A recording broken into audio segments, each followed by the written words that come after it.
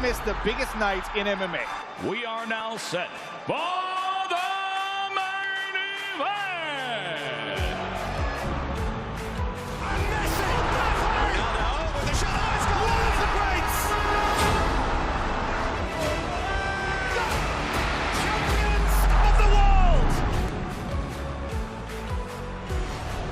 This all to play for, which is so exciting. These teams have to come in here and give it their all.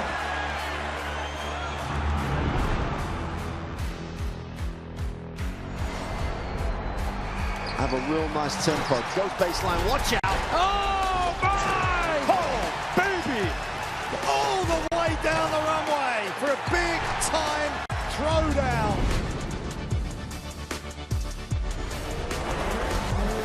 That's a lot of fans out there. Look at that! The drama keeps continuing, Shelly.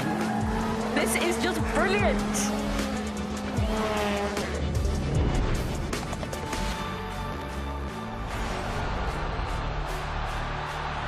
He strikes. Start as you mean to go on. But this is the danger of the top two guys, and that nuclear weapon that is. Whoa, hello, goodbye. Score! In the back of the net. And shoots. Score! Of Serie A action. We'll bring you so much of it here on the Zone. Magnificent. That is tremendous. Catching up on any NFL game is easier than ever before. Going deep for it all. Devontae Smith. He has got it. Touchdown. Your Eagles are world champions again. The Zone is the home of boxing. Really spurs you on, gets you going. Let's make history. Pure power.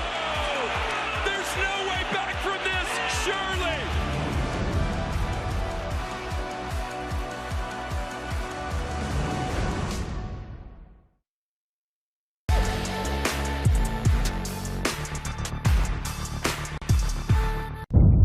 The following program is recommended for those 16 and over, as it contains sporting violence, possible bad language, and flashing imagery.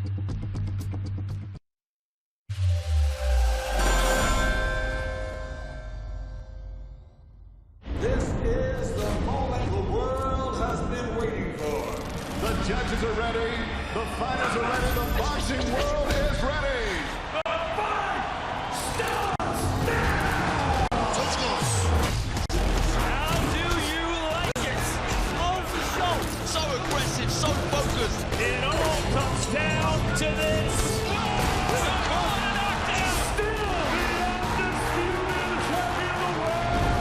Fight night, only on the Zone.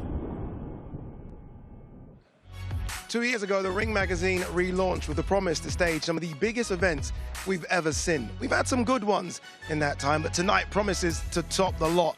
We've come to the western side of Egypt. We've built a stadium, we've built a ring, and we've invited two of the greatest fighters we've ever seen. In the land of the pharaohs beneath the pyramids, who will become King of Giza? In a world of rules, one fight breaks them all.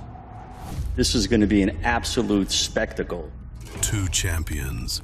You've got the king of heavyweight boxing. Three-time undisputed champion. Against the king of heavyweight kickboxing. What an opportunity to upset the world. Two disciplines. This is something completely different. One question.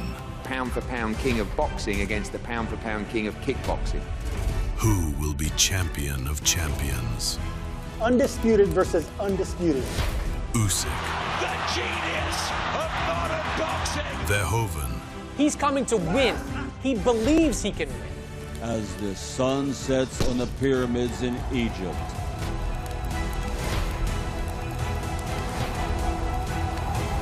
A new legend will be forged.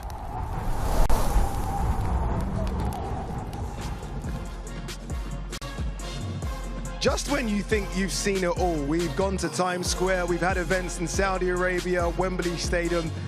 His Excellency Turki El Sheikh said, let's go up another level. let's have an event in the pyramids in Egypt, and we've done it. I can't believe it's happening, but it is happening. This is it, the glory in Giza. Oleksandr Usyk versus Rico Verhoeven will take place in a few hours' time. This place is going to be jammed. It's going to be exciting. I'm already excited.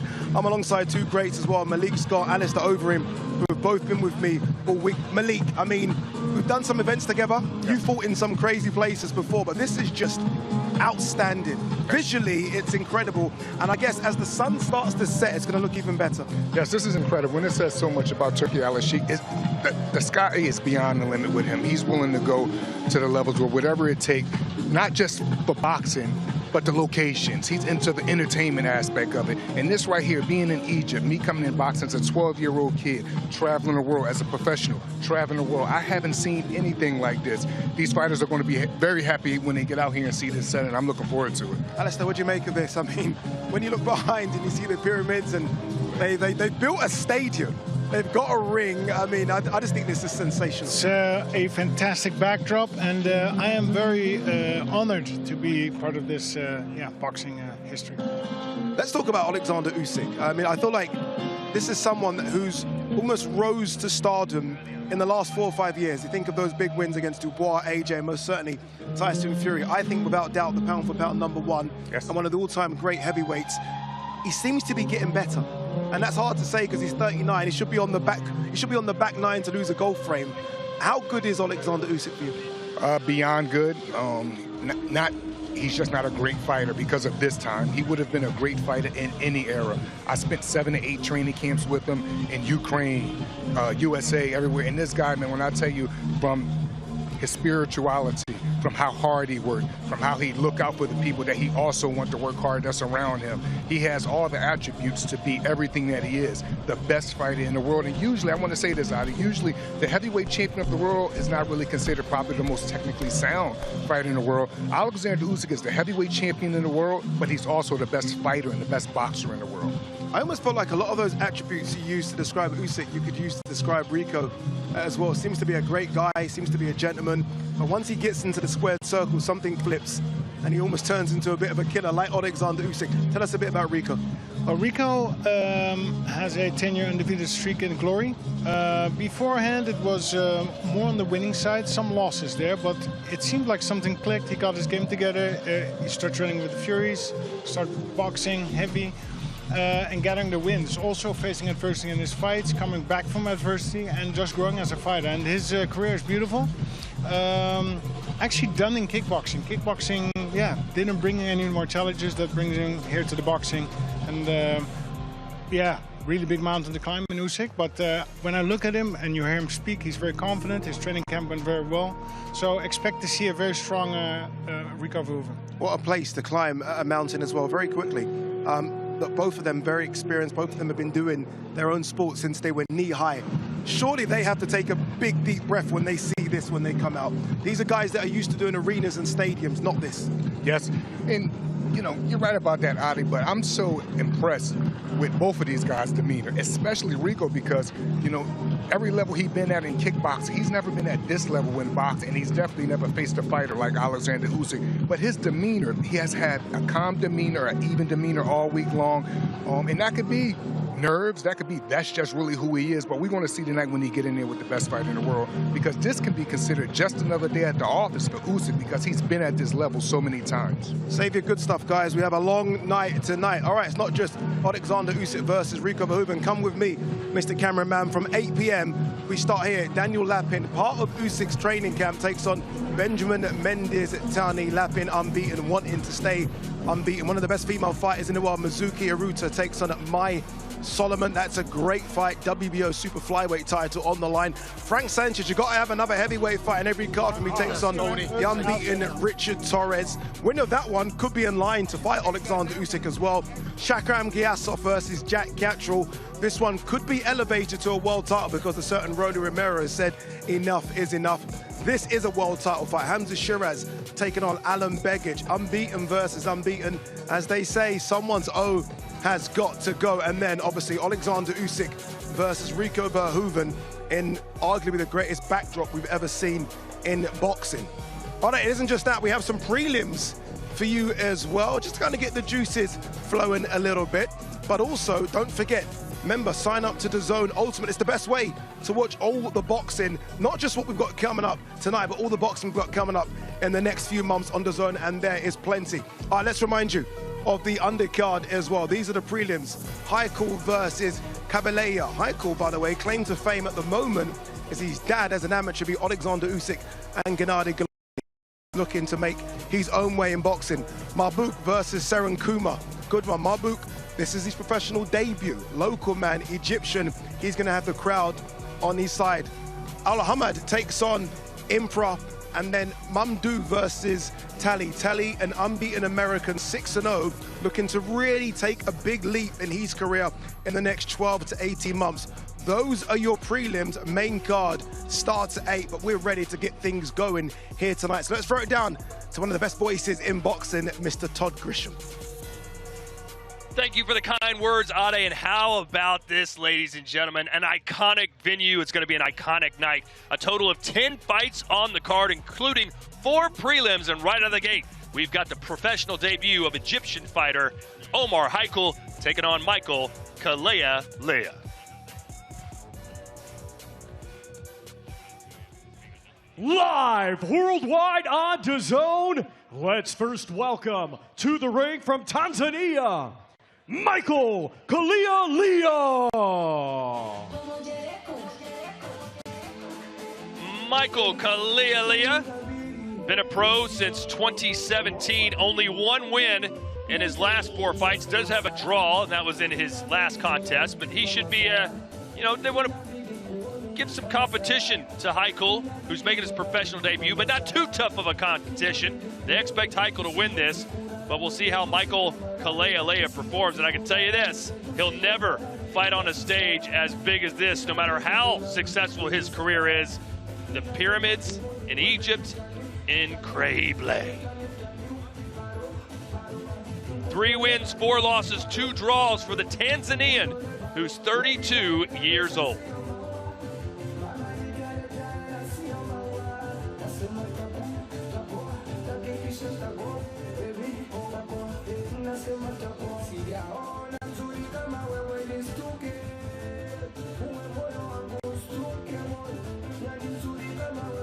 And now let's welcome to the ring from Egypt, Omar Haikal.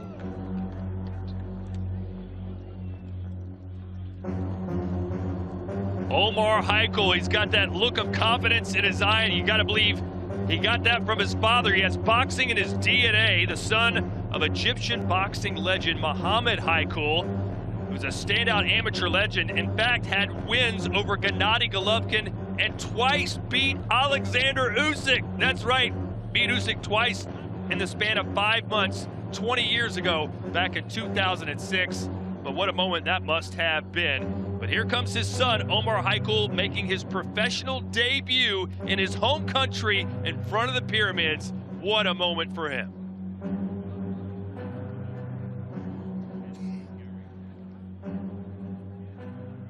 Ladies and gentlemen, welcome to Glory in Giza.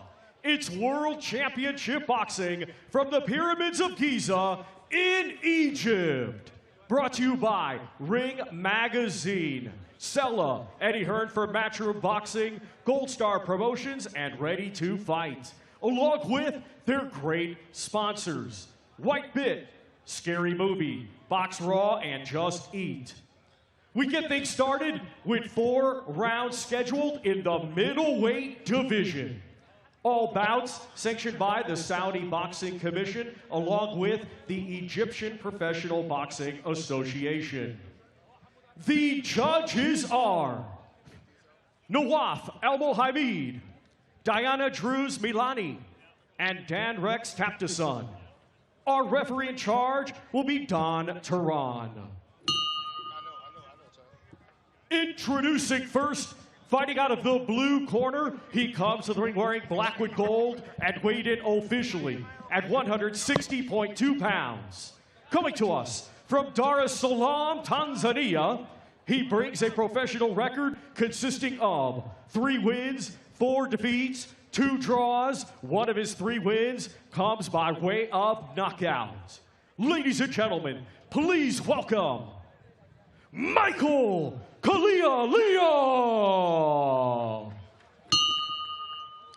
And his opponent across the ring, fighting out of the red corner. He comes to the ring wearing white with silver and weighed in officially at 161.1 pounds. Hailing from Cairo, Egypt, he is making his professional boxing debut. Ladies and gentlemen, introducing Omar Haikal.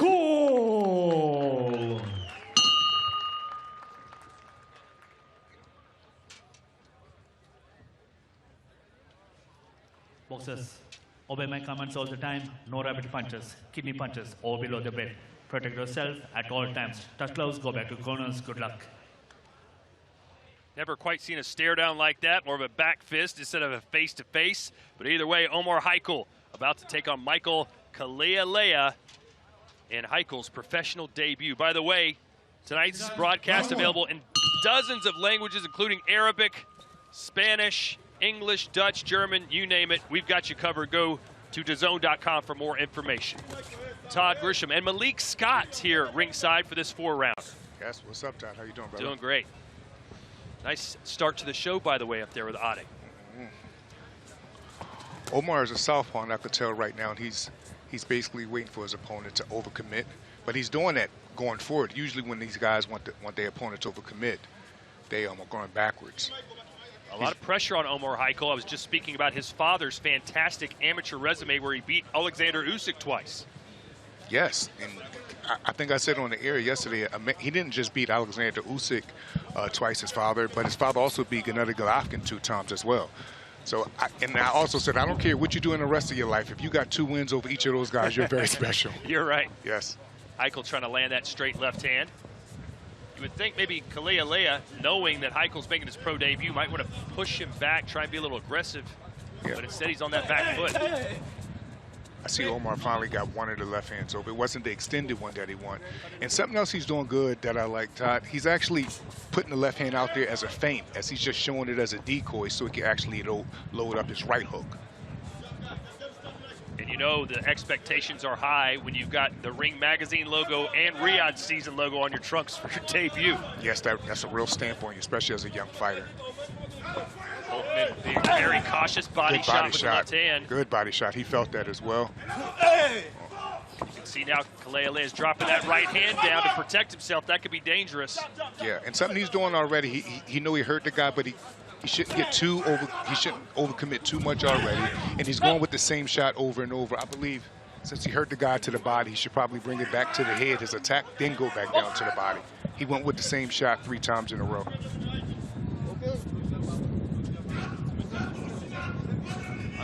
Under a minute to go here in round 1, scheduled for 4. Abel Sanchez in the corner for Omar Haikal. Another visual that you see that makes you think this guy could be the real deal, and he's got Kalia bouncing around a little bit. Yes, and when you're up there in Big Bear training with Abel Sanchez, one thing you're going to get is great sparring. You're going to get drilled, and one thing about Abel is he's going to test your character spiritually as well as physically. He's a great coach. And I like what Omar is doing here. No matter what, he's putting the pressure. He continues to push the opponent back, but he should switch up his attack. He keep going with the long left uppercut to the body because he landed it one time, but I think he switch it up and start coming up with the right hook to the head. He kind of landed it right there. He needed to do that more. Yeah, and he's putting so much behind it, it gives Kalia a little more time to react to it. So the first professional round in Omar Haikal's career is in the books.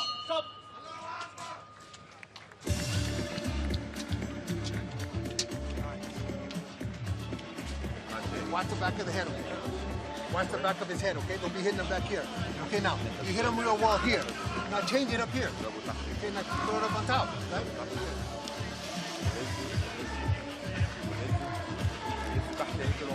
Watch it.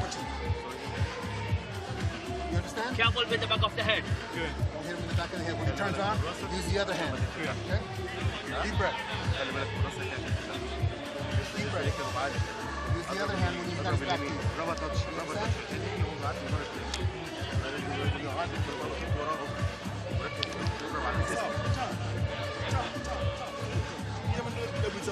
Corners, 10 seconds.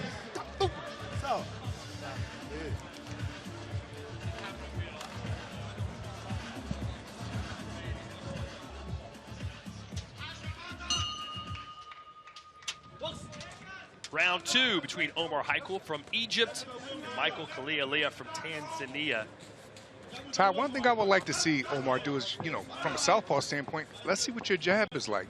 He's so ready to load these body shots. You can see he's decoying there with one hand, but you don't see him getting to the target with his jab. He should do that a lot more. He's not jabbing at all. He's looking for the big shot, and that's because he wants to put on a big performance. But do it behind your jab. Set it up. You know what I mean? Earn the stoppage. Earn the knockout the good way. Yeah, he's trying to land that one big shot instead of peppering him a little bit. Yeah, it's no jabs at all. Malik, what do you remember about your professional debut back in 1975? Oh, wow, you said 1975. Actually, Ty, my pro debut was on the undercard of Lennox Lewis and David Tua. Wow. Yes. What a rush. Yes, absolutely. And I got, I believe, a second-round knockout. I hit a guy with a right uppercut, caught him coming in, and caught him with a good counter. Omar's still going with the same. It's almost like he put in place, instead of a jab, his left uppercut. Look, there he is again, the left uppercut. All he has to do is put a jab, a few jabs in front of that same shot, and it will land. But he's just like going almighty gung-ho, just trying to get that one big shot. And he's doing that because he landed it early, and he liked the response that he get. There we go again, same shot.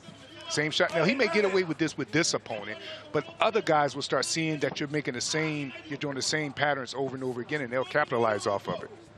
Yeah, it's like in football, the team's running the same play over and over again. You're going to figure it out. Absolutely. And his opponent here, he should actually be making him pay with some counters in between that. He's doing the same shot over and over.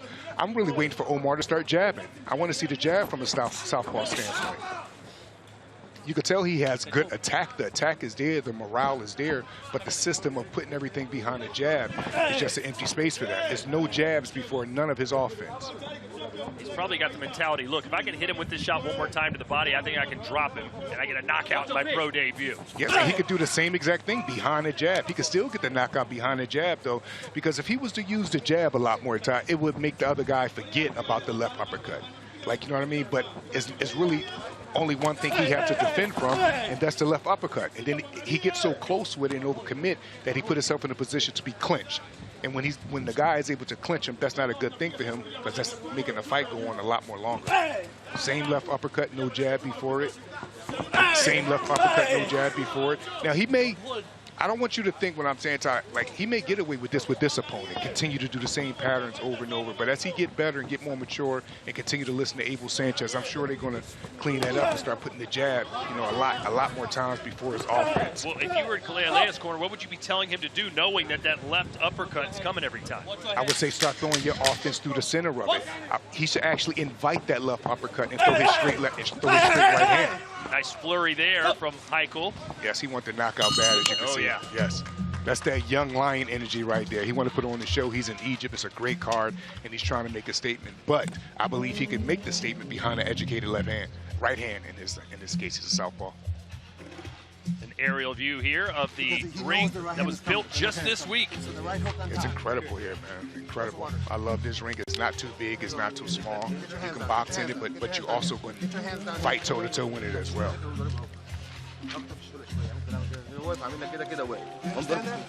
So he knows this one's coming. Give me a left hook with it. Give me a fake. You see, even Abel just said he knows this one's coming. You know, let's switch it up, because there's no jab. There's no jab, you know, before the offense or anything like that. Even Abel is basically saying the same thing I'm saying. Like, he know that one's coming. Switch up your offense. Switch up your attack. I want to see me adapt, make the adjustments, and do it this round.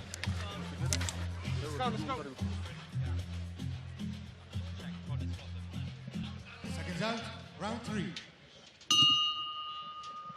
All right, Omar Haikul, Michael Kalialea. Round 3 scheduled for our opening fight of the night here from next to the Pyramids of Giza. Good left hand that time. Yep. And it was straight. It wasn't under that time as well. Well, to be fair, Kalialea is just not doing much offensively that time. You could see Haikul just had to react to what was in front of him. And he threw a better punch as he just got caught a little bit there with the right hand. And that was with the straight shot, because he keep going with that left uppercut, that long left uppercut from a southpaw, saying it leaves you open for a straight right hand. There's a jab. See, he's walking straight in. He kind of got caught there, but he also caught. Good hook. Khalil dropped his hands and then got dropped to the canvas. And it wasn't even with the shot that he was throwing all the time. He switched it up and threw the right hook. I don't think he wants to get up, Malik. No, he's pretty much done. And that's it. Omar Heikel in his professional debut in his home country in front of the Pyramids gets a knockout. Yes, he got the knockout that he wanted. And you could tell that he wanted it from round one because he was hunting with the same shot over and over. Don't all pros want to get a knockout in their debut? Absolutely. And if they tell you they don't, they're lying, Todd. So a little bit there in the third, but I think it was Kalea who kind of forced the issue on Heikel, and that's when he stepped up and just kind of did what came naturally, it seemed like. Yes, but more importantly, Todd, what he did, what I really believe he did, he took Abel Sanchez's advice when Abel Sanchez told him he already know you're going to throw that left uppercut, switch it up, switch up the offense. And that right there, that stoppage came from the right hook. So the main shot that he was going with, that wasn't even the shot that got him the knockout. It was when he switched, made the adjustment, and threw the right hook, as you can see right there. And the opponent went down and yeah, and he's going to get better and better, especially as long as he sticks with Abel, them hard training camps up there in Big Bear, California, and it's going to make him a better fighter. So, you know, Pop's got to be proud of his son as Omar Heikel improves to 1-0 with one knockout.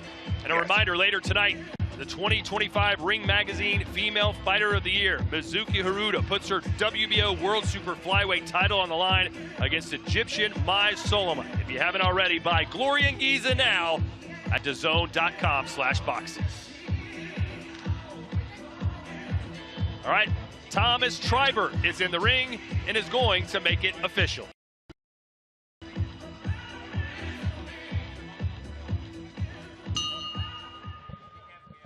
Ladies and gentlemen, here is the official time. 55 seconds of round number 3. Our referee in charge, Don Tehran, reaches the count of 10. Therefore, your winner by way of knockout and successful in his professional boxing debut, Omar Heikel. Salute to Omar Heikel, as he is now 1-0. Hey, that stat's wrong there. 1-0 with one knockout. The first of 10 fights on the card. And, of course, the coup de grace, Rico versus Usyk. The buildup has been great all week here in Cairo. You expect to beat Oleksandr Usyk May 23rd? Of course. We'll see. For me, coming in as a kickboxer is something that he hasn't seen before. It's a fighter, it's a dangerous guy. When he's here and there's another boxer in front of him, like, why do you expect to win? And why does everybody expect him to win? Because he always wins. And it's the same with me within kickboxing. I always won. For me, doesn't matter. It's a wrestler, kickboxer, but our boxer. My prepare, hungry person. So he knows everything about the sport, but not about the sport of kickboxing. We're training hard every day. Everybody expects him to win, but yeah, let's see if he can. The 23rd of May, the light's gonna shine on both of us, but at the end of the fight, only one of us is gonna be in the light. So, may the best one win. May the best man win indeed. Usyk versus Rico is available to watch in full on platform right now. Just head to the locker room section of the app where you also find a new episode of Inside the Ring. That's every Monday. And also dropping this Monday will be Raw. It's an exclusive behind the scenes look at tonight's unique event in Giza.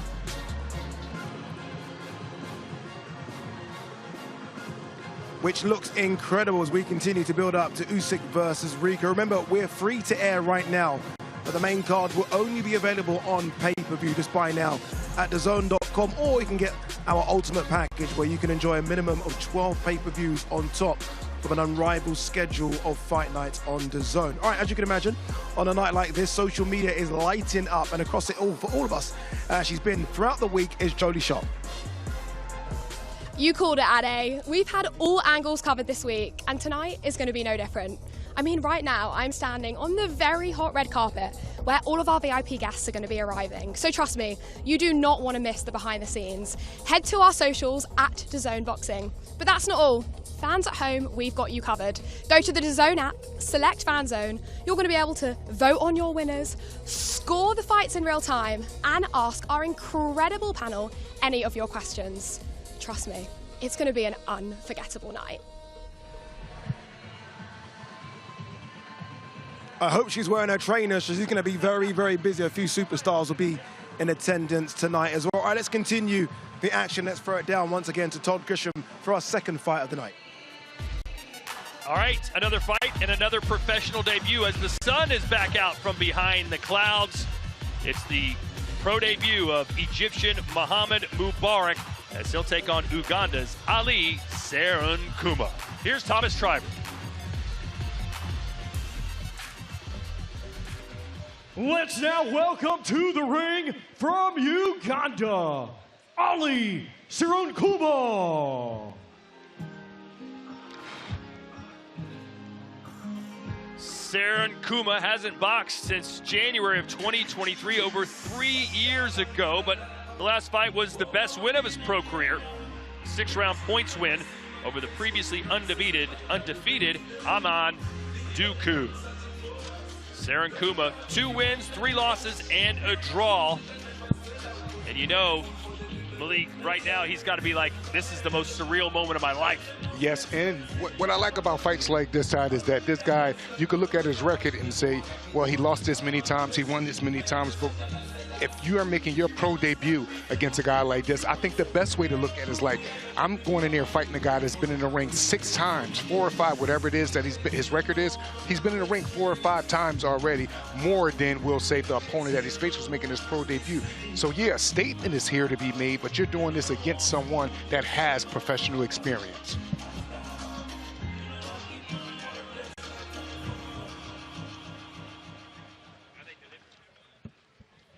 And now let's welcome to the ring from Egypt, Mahmoud Mubarak. Let's see if another young Egyptian can pick up a win in their professional debut. The Egyptian Boxing Federation trying to take a new generation of fighters to the top with the help of Riyadh Season. And Mubarak is one of them. He reached the final of the 2022 Arab Youth Championship and was beaten in the final. So a pretty good amateur background. Let's see how he is as a pro. Yes, and he said something yesterday that I thought was a bit appealing. He said, I'm going to show everybody the good boxing. And that basically means that he's coming to make a statement. And I also believe he's also training up at Summit Gym, Big Bear, California, with a great coach, Abel Sanchez. So I love the development that these fighters, especially the ones that's coming from Egypt, that they're going over there, they're making a sacrifice to go and train with a great coach. And not just that, when you're up in Big Bear, you're sacrificing time, lifestyle, everything. So we're going to see all this hard work pay off here in this pro debut. Ladies and gentlemen, this bout is scheduled for 4 rounds in the super lightweight division. Brought to you by Ring Magazine, Sella, Eddie Hearn for Matchroom Boxing, Gold Star Promotions, and Ready to Fight, along with their great sponsors, White Bit, Scary Movie, Box Raw, and Just Eat. The judges are Nawaf Al-Mohamid, Mikael Hook, and Manuel Oliver Palomo. Our referee in charge will be Andrei Shevelov. Introducing first, fighting out of the blue corner, he comes to the ring wearing green and white and weighed in officially at 141.5 pounds. Coming to us from Kampala, Uganda, he brings a professional record consisting of 2 wins, 3 defeats, and 1 draw. Ladies and gentlemen, please welcome Ali Serunkuma! And his opponent across the ring, fighting out of the red corner, he comes to the ring wearing black with gold and weighed in officially at 138.9 pounds. Hailing from Alexandria, Egypt, he is making his professional boxing debut. Ladies and gentlemen, introducing Mahmoud Mubarak.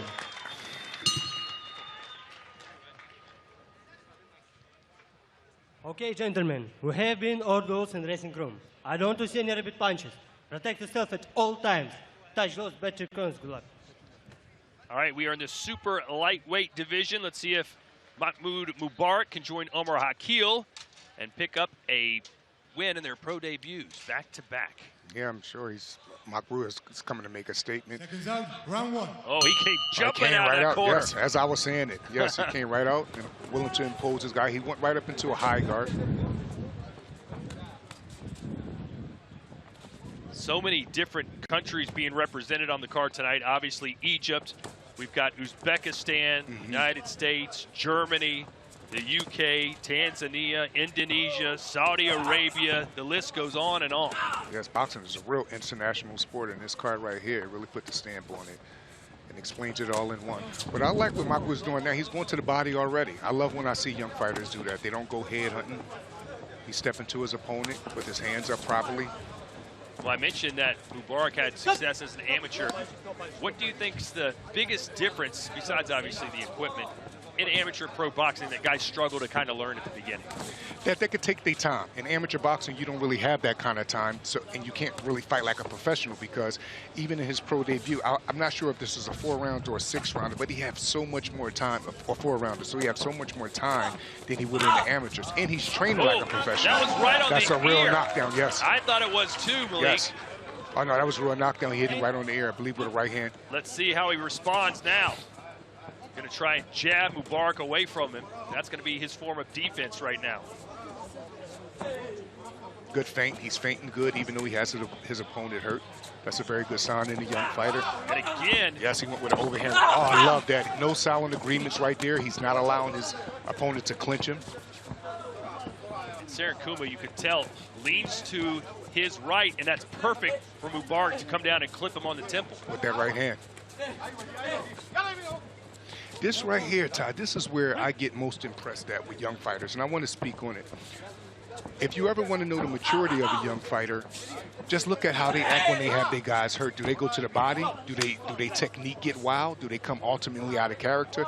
And right now he has his opponent hurt. He just got a good knockdown, and he's kind of taking his time, and he's not going just so wild and losing the sense of his all technique.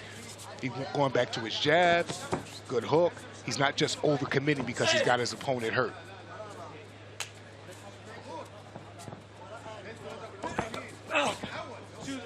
Serakuma at least trying to get his, as they say, being offensive, but he doesn't have any knockouts in his young career, so not really a power guy. Good hook right there. I like the footwork I'm seeing from Mubarak. Not just good standing liver right shot, in and front then of he him. came with the hook after the liver shot. See, right now is where he needs to calm down. He done missed his big shots, especially the shots that he got his knockdown with. So now just go back to your jab. The jab set all of that back up for you, but these young fighters, they just want to get a knockout, especially on this type of card. They want to make a statement, so sometimes they throw, caution to everything and say, I'm going to get back to the big shots. The jab is key. An educated left hand can get you everything in the world that you want to get, but you got to get back to it, especially when you have your opponents hurt. You're trying to knock him out with one shot. I don't want to see that. Okay? I don't want to see that. I want to put your punches together, okay? Okay? A good jab, put your punches See, together. Abel Sanchez was saying he don't even want to see him opening up too much. He want him to get back to his jab. And there was that right hand that landed on knockdown. That yes. is a textbook knockout. Or And knockdown. the ref didn't even count. He didn't see it, but it definitely was a knockdown. He caught him on the ear, knocked his equilibrium off right in the moment. Yeah, it don't get no more than a knockdown than that. And of course, the physical push kind of added on to it, but he was hurt before that happened. Always love when I see these young fighters also making eye contact with their trainers. Their eyes are not all over the place when they're receiving instructions. It's always a good sign. Well, when you got somebody like Abel Sanchez talking in your ear, you better listen. Absolutely. Abel don't take no crap. Seconds out, round two. So the first two fighters of the night are trained by Abel Sanchez. We've also seen with Muhammad Al-Akil, the young Saudi Arabian fighter. So a lot of trust in the Middle East with Abel Sanchez to take these guys over where he can turn them from prospects to contenders. Why do you think they chose him out of all the trainers they could have gone with? Because Abel Sanchez is, besides him being a good coach, he actually have a good system as well. Well, what do I mean by he has a good system? He has a training area that these fighters can go and sacrifice their lifestyle. They can sacrifice staying away from family, distractions, or anything. And the cherry on top of all of that time is Abel is an incredible coach. Good right hand straight down the pipe is okay. Right down the pipe, with the left to the body. What I liked the most what he did there, he went with the hook to the body after landing the straight right hand. He didn't just continue to go with the right hand and go with the right hand. He switched up his attack. And I like Seracuna being aggressive as well. He's landed some punches here in round 2. And Ty, what I was saying about Abel Sanchez, he's incredible at developing fighters, especially come forward fighters. He's very good at it. So I totally understand why these guys want to go over to Big Bear with Abel Sanchez and develop their skills. Yeah, you need more of a teacher than a trainer, so to speak. Absolutely, and Abel is all of the above. Especially from some of these countries that aren't known for being strong in professional boxing. For some reason, they just can't make the transition. The throws in a right hand there from Seracuna. Yes. Mubarak's got to be careful. Real good right hand. You heard Abel Sanchez in the corner telling Mubarak, I don't want to see these one-punch knockout-type blows. Set everything up with the jab. And Mubarak need to get his chin down a bit, too, especially when he's going in with his attack. His chin is a little bit, he got hit with a right hand there because his chin is up. And that's a subconscious thing. Sometimes fighters aren't aware that their chin is up. They think their chin is down, but it's never how you feel. You always have to exaggerate your safety. And what do I mean by that? If you feel like your chin is down, put it down more, especially when these punches is coming at you. Nice right hand followed by a left hook here from Mubarak, who's now yelling like a tennis player with every shot. He just got hit with a good jab, a good center jab right there that knocked his balance off a bit. Pretty competitive round 2 here, as Ali Seracuna is putting up some resistance. Yeah, Seracuna is not taking, he didn't get the memo. He's in here trying. He's in here fighting. Going to the body with both hands. That left hook could have been dangerous. Good. Landed a good 2-1 right there. He switched up his own attack, not the 1-2. He went with the 2-1. And it does, other than build confidence, it doesn't do much for a fighter making his pro debut if he just goes in there and blasts the guy out. Mubarak's learning on the job here. This guy is teaching him some things. Absolutely, and that's why I said early, I love when young fighters that's making a pro debut, they go in with fighters, possibly with a losing record, but that losing record means that you're going in with someone that's been in a professional ring longer than you and more times than you. And he's learning in here tonight.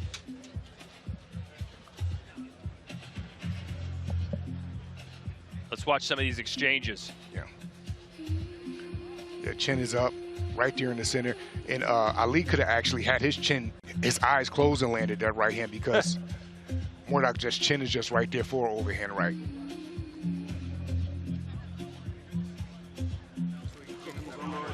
Thank you, brother.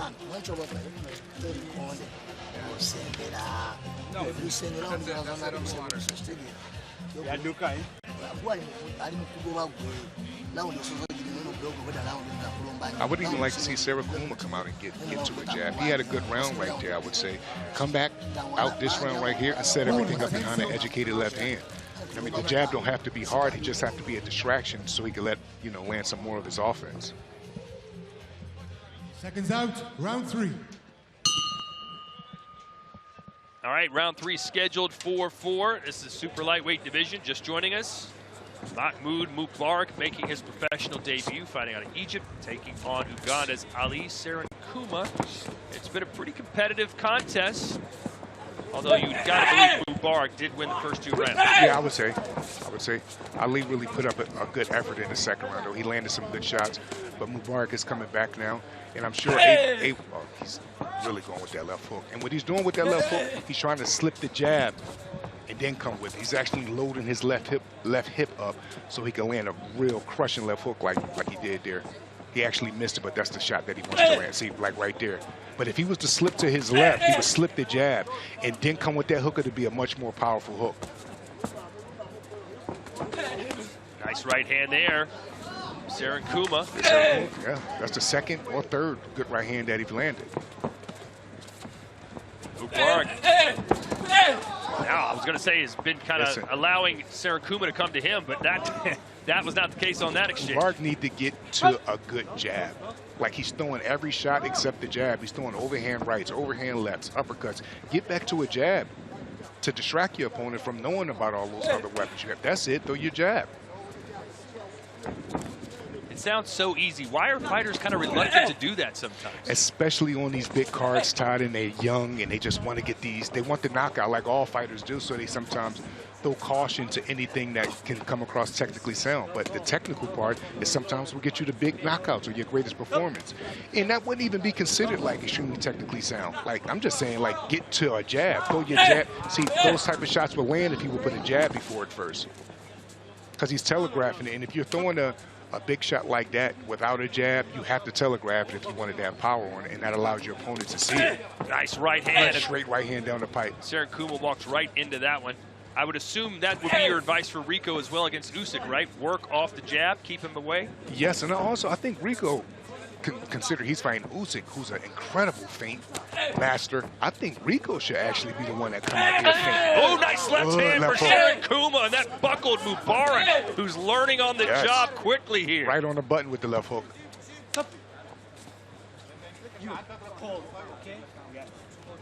Wow.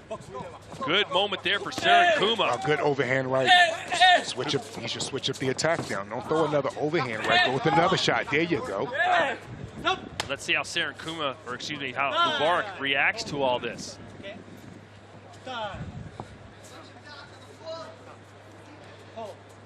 Wow. That is aggressive refereeing there. Immediately, right? And that probably negates a round that Serenkuma was winning because of that power shot.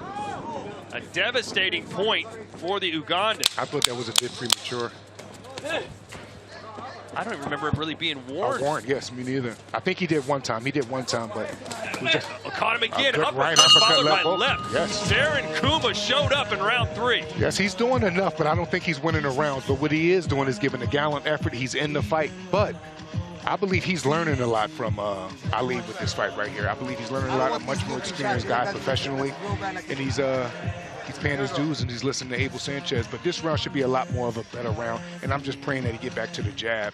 I can't even say get back to the jab, Todd, because you know in these first 2 fights, these guys aren't even going to the jab. Well, that is excessive holding, as you can see right there. But that happens 100 times a fight in heavyweight division. I mean, you got these little guys. He doesn't even really give them a warning. That's it, and that's that. Yeah, well, it was one warning, but I think like it still was a bit premature. Like the second time, he could have went and gave him another warning and let him know that if it happens again. Well, that's where you go with the hard warning. I mean, you say, hey, no holding, and say it 50 times, but you go, listen, if you hold again, I'm going to take a point. The next time should be a point taken, yes. Right. Yes.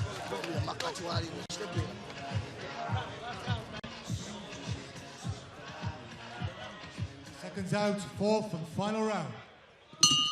Well, I tell you what, Mubarak can't take this fight for granted because Serenkuma has rocked him a couple times. Yes, he's in it. He's in it. And he's taking initiative. Like right there, he came out and started jabbing through a double jab. He's taking initiative and basically letting him know that I'm not here, you know, to stick to no script.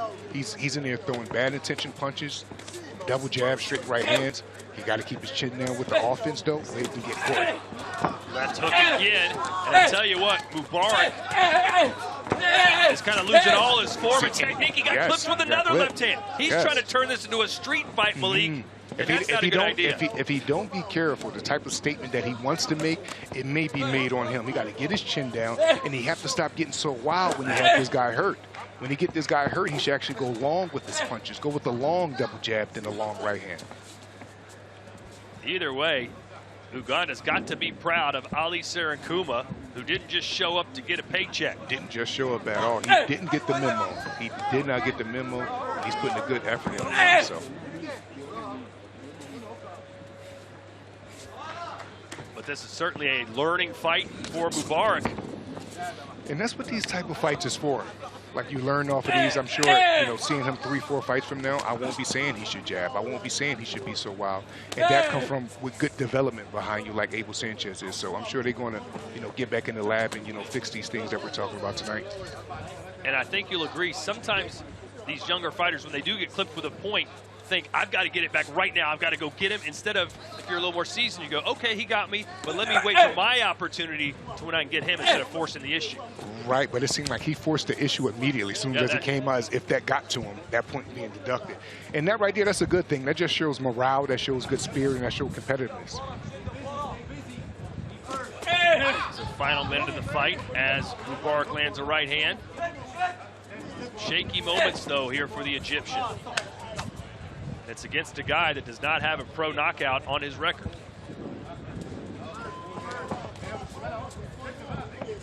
There's a couple jabs. Serakuma. Yeah, Serakuma is, in my opinion, Todd, he's throwing more jabs. He's certainly winning this round and probably would have won the third had it not been for the point deduction. Definitely in this fight. He's definitely in this fight. And I would actually like to see him pick it up more. Yes, yes. I would like to see him go up and down with his offense, switch it up. Even there, in the clinch right there, pull your hands out and fight. Right uppercut there from Mubarak as we approach the final 10 seconds of this fight. Mubarak loves that overhand right. He probably landed only 3 of them the whole night. Maybe 4. So that means I won't stop saying he had to get back to his jab and set up his offense. I would have been a lot more impressed, and I'm sure Abel Sanchez is going to fix that. That's what Abel will do. All right, let's jump into some highlights from this fight. Mubarak versus Serakuma. Good right there.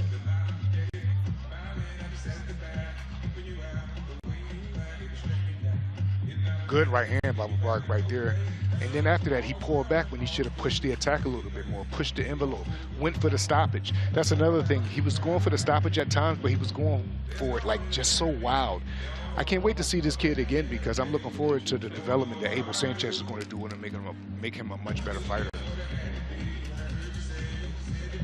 Don't forget, we have some mouth-watering clashes coming for you later tonight, including Jack Catterall versus Shakram Giyasov in a showdown for the vacant WBA World Welterweight title. If you haven't already, buy Glory in Giza now at DAZN.com/boxing. Who do you have in that fight, Malik? Well, I was talking to my friend earlier, and I told him my opinion about the fight, and he gave me a whole different perspective. But who I have in the fight, I'm going for Catterall. I think he had besides a world title, and I think tonight is his time to, if he wants to complete his legacy and complete the story of him, he got to win tonight. Here's Thomas Triber with the decision. Ladies and gentlemen, after 4 rounds of boxing, we go to the judges' scorecards. Judge Mikhail Hook scores it 38-37. And both judges, Nawaf Al-Mohamid and Manuel Oliver Palomar, are in agreement. They both scored the same, 42-35, all for your winner by unanimous decision. And successful in his pro debut, Mahmoud Mufarrid. All right, so he got the job done. Had the point not been taken away, one judge saw it even, but the right man won. Yes, the right man won, but I understand the judge that saw it even, because even the rounds that could have went either way, you just didn't really know. And like I said, fights like this, I'm looking forward to see Mubarak back with Abel Sanchez, because I'm going to be looking forward to corrections they're going to be making on those mistakes. Well, ladies and gentlemen, 2 fights down, 2 to go here on our prelims as we're counting down to our main event tonight, which features the king of kickboxing, Rico Verhoeven, who knows no limits. The prince of kickboxing. I've conquered everything within the sport of kickboxing. The most dominant heavyweight kickboxer in the history of the sport. Undefeated in 10 years. If ever there's a guy who likes to climb Mount Everest, it's Rico Verhoeven. Rico Verhoeven! Well over a decade without a loss, he's taken on all comers. Facing the best, beating the very best. He doesn't make mistakes, and he is addicted to being perfect. Rico, he's not coming to make the numbers, he's coming to win. Perfection, everything he seeks. A huge amount of confidence and a huge amount of belief. He's got the heart of a lion. Dynamite in both hands, and hands like shovels. This guy does not know how to lose.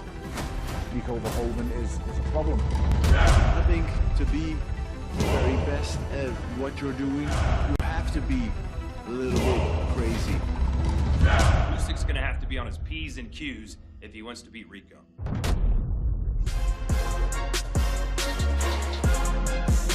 What a setting, and it's starting to get busy here already. Remember, main event card starts at 8 o'clock, just over an hour away, but the crowd want to experience this special event early, and I can't blame them.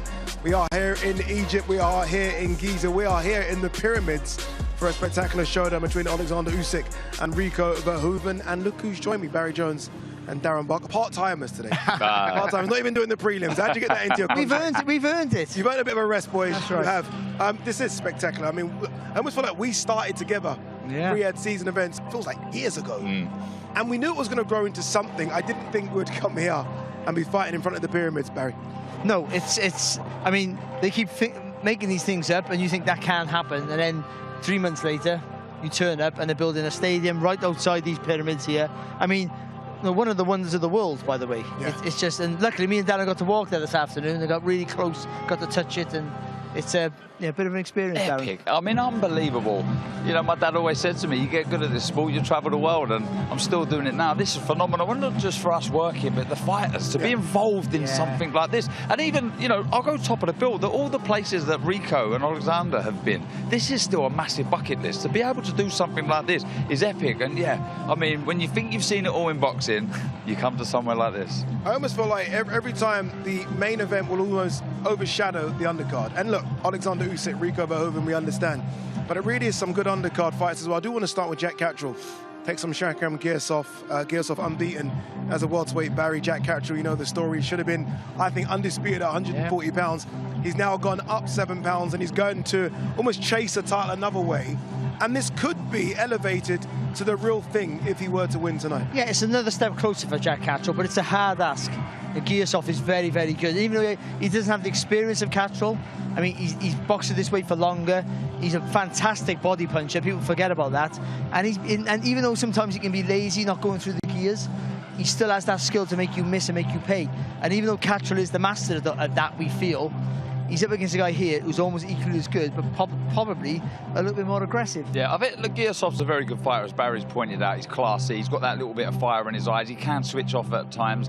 He did that against Miguel Parra on the Santa Monica Pier, and I was a little bit underwhelmed, but I did feel there was more to come of him. I think he's a very good fighter, but we know what Catterall's all about. I think we see a new, improved version of him last time out. Are we going to see an aggressive Catterall again? It's going to be interesting. Swifty, what will he do? You know, what sort of techniques will he implement? But look, this is a massive opportunity, this, to be very close to realising your dream finally. And that's interesting you mentioned Swifty there. Last time out against Eko Usman, it was Bozienis, and everyone thought it was really good, really aggressive.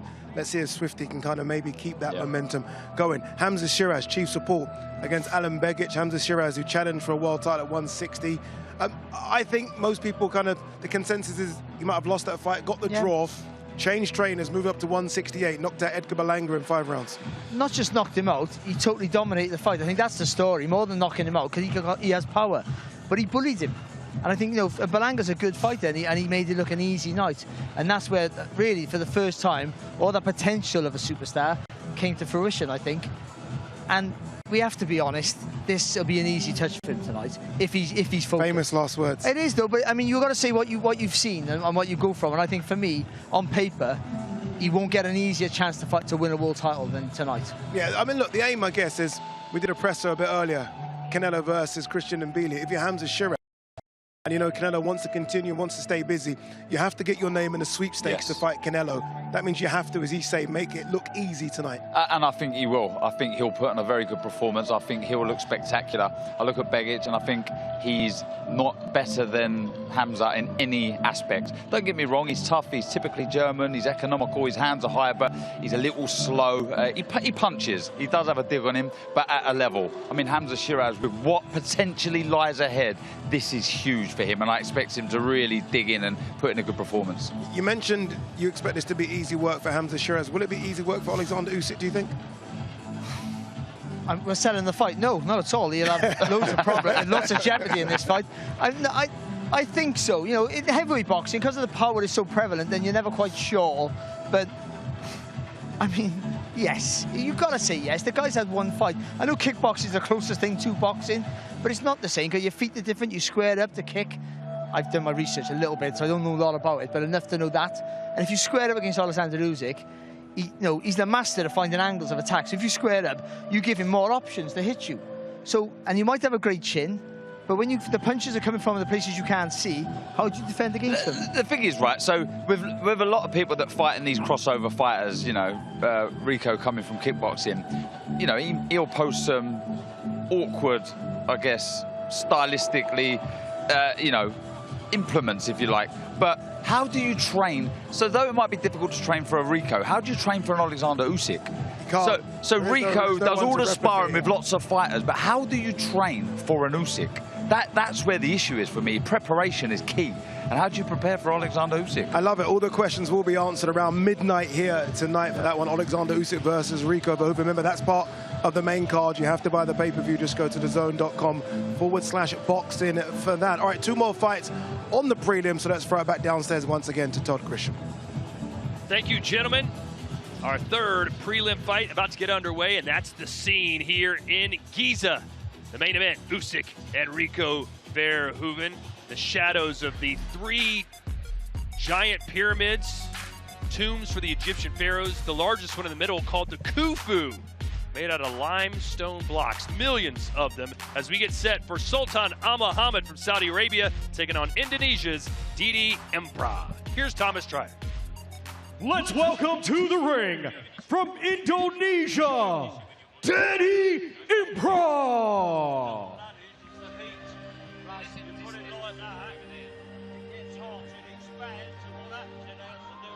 Here comes Didi Emprah, turned pro back in 2020.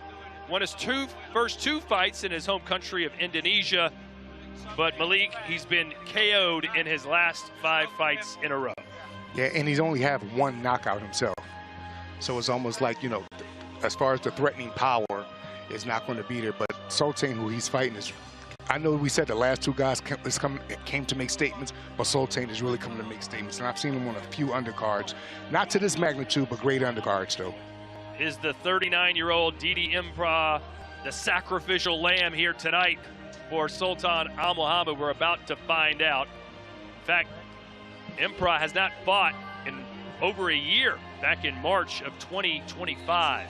So we'll see how much ring rust he has. But I think just going the distance in this fight would be a minor victory for him.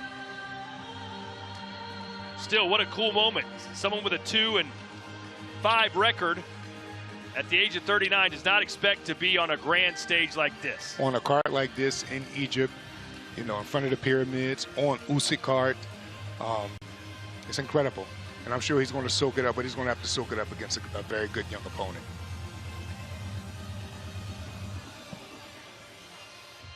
And now let's welcome to the ring, from Saudi Arabia, the undefeated Sultan El Niño Al Muhammad. We know this guy pretty well, Malik. He looked really good on the Fury Makhmudov undercard 6 weeks ago, mauling the hard Mexican Hector Lozano. Yes, and he also fought on Benavidez Jardy card, and he also fought on the Terrence Crawford Canelo undercard. So, yeah, he may haven't fought on this level in Egypt in front of the pyramids, but he know what it feel like to get on a big card and have to perform and make a statement, and I'm sure he's going to do that tonight. And again, the trainer is Abel Sanchez, who so far tonight is 2-0, but to me, this guy can be maybe a real prospect where the other guys will have to wait and see. I would say out of all the guys, this is the guy I'm most impressed with that Abel trained from this young crop. He listens to Abel a lot better, and you guys are going to see he's a lot more patient. He's a lot more patient, but the reason that he's a lot more patient is because of what, Todd? Experience. He's been on these type of cards before. He had a good pedigree from the amateurs, not the best, but a good pedigree from the amateurs. And then at the beginning of his career, he has Abel Sanchez, so he's ready to go.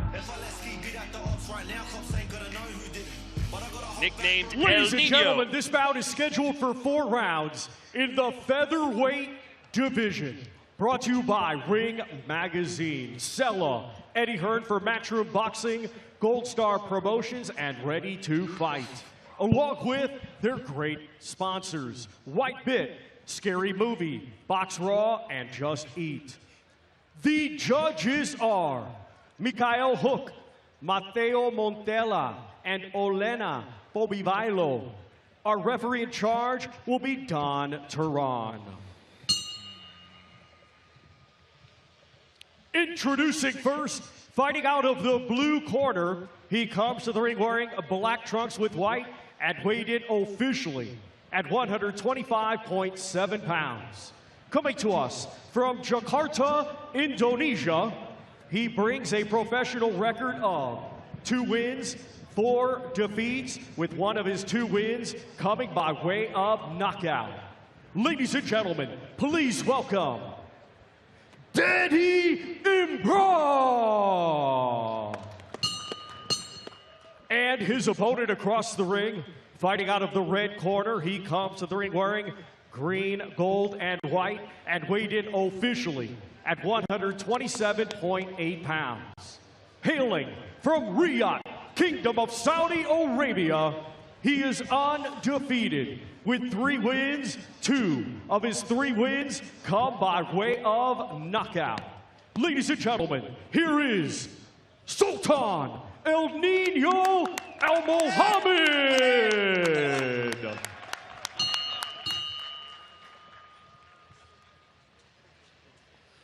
Boxers, obey my commands all the time. No rapid punches, kidney punches, or below the belt. Protect yourself at all times. Touch gloves, go back to corners. Good luck. So Sultan Al Mohammed was actually spotted by Turki Al-Sheikh and joined the Mike Tyson Boxing Club.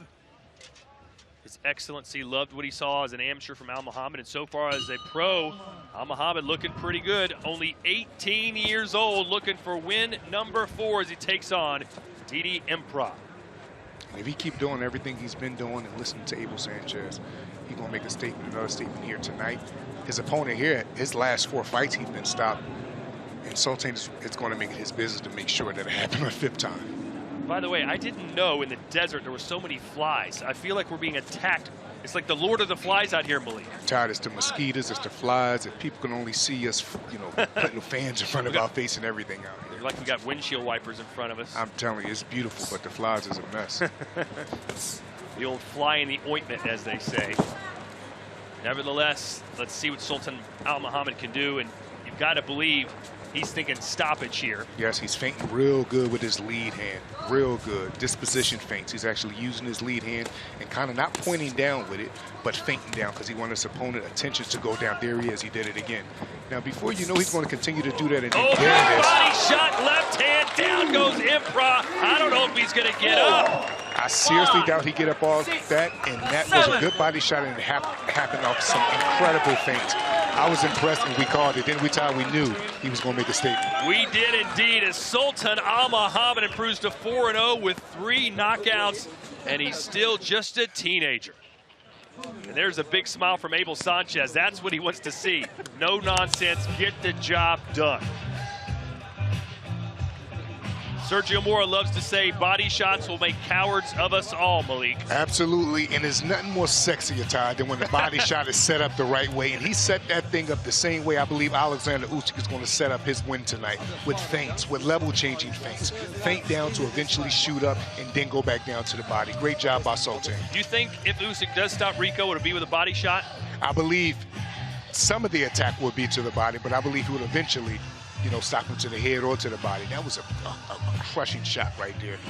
He did it off the high guard. He kind of feinted one with the right hand and then the left hook right to the liver. Even if you want to stop that pain, you can't even fake that kind of pain. He really loaded up his left hip right there with a touch right hand and went with a beautiful liver shot. Great job, Sultan. So the man who had a reported 45-3 amateur record is now unbeaten as a pro and seems to be, although this was a very short fight, seems to be getting better and better every fight, and that's what you want to see. Absolutely, and I'm sure Abel Sanchez is very happy about that. Look, you can see he's smiling. And why is he smiling? He's not smiling just because his young fighter won. It's the way he did it. When you're a young fighter like this, it's not what you do to the competition, it's how you do it. And how he did it right now was nothing less than like a professional, a young professional. He should be real proud of himself to get a stoppage like that on this stage. It wasn't like a headshot or knockout. He got a stoppage to the body, a cringing shot. Thomas Triber in the ring and makes it official. But first, I want to tell you what's coming up later tonight. Shiraz versus Bejic. Shiraz a big favorite in this fight, Malik. Do you think he gets a stoppage here? Yes, and speaking of how you handle your opposition, this is a perfect example. A lot of us don't know Begic, but we know Shiraz. But we know what he should do tonight, because we know Canelo fight is coming up, and we know where he's aiming at. But if he want to get to where he's aiming at, he's going to have to handle his business in good deed tonight. Well, Al Muhammad did what he should have done tonight with a first-round knockout. Now to Thomas Tribe. Ladies and gentlemen, here is the official time. 1 minute, 12 seconds of round number 1. Your winner by way of knockout and still undefeated, Sultan El Nino Al Mohammed.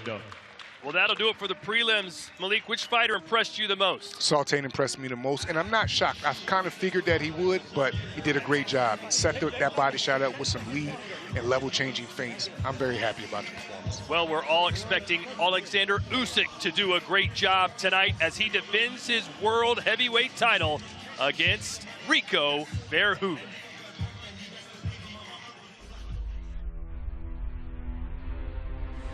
Oleksandr Usyk is the problem that no one can solve. Olympic gold medalist. He is the puzzle that no one can figure out. Nobody has been able to touch this guy. He's a two-division undisputed world champion. This isn't a guy who's washed up. This is a guy in his peak and in his prime. I mean, this guy is an extraordinary sportsman. He bullies the bully.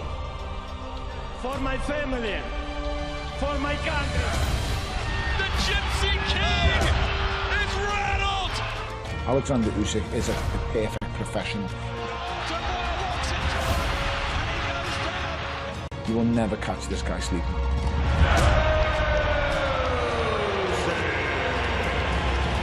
have to get out of bed really, really early to catch him out.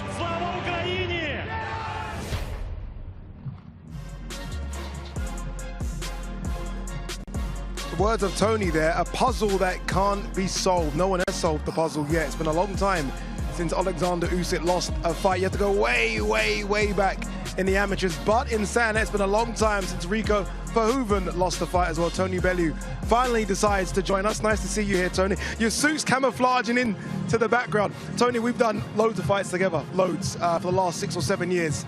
I didn't ever think I'd be doing a fight with you in Egypt in the pyramids. Listen, it's a fitting and a scenery worthy of a king, and the king of the heavyweights is now here. So this is what it is. It's just, it seems surreal, Adi. It seems surreal to have a fight here at the Pyramids, one of the wonders of the world. It's just, it's crazy, but this is what Turki Al-Sheikh's done to boxing. He's made it a little bit crazy and extraordinarily fun. I almost feel Usyk's almost got this aura about him where most fighters now genuinely believe they're going to lose. It's not like Mike Tyson where they were scared to fight him, but there's this feeling that Usyk's going to find a way to beat you. Does Rico have a mindset where he blocks that out? Because, again, I know it's a different discipline, Alistair, but he's not lost for 10 years. That's a lot of fights in 10 years to the point where he thinks he can't lose anymore. Well, he's used to winning. He's created a pattern of winning, and I believe he's going to bring this confidence into this fight. Even though it's a different discipline, right? He's kickboxing before, now he's going into boxing, but he's been boxing with the Furies for the last 15 years. So I think his confidence is coming from training, from winning fights, weight advantage, and a fight is a fight. That's his mindset going into this. If I can just land one, I can land two, and then it's going to be mine. Yeah. You said about weight advantage there. Not the biggest weight disparity between the two because Usyk's put on a few pounds, 16 stone 9, which is career heaviest. Yeah.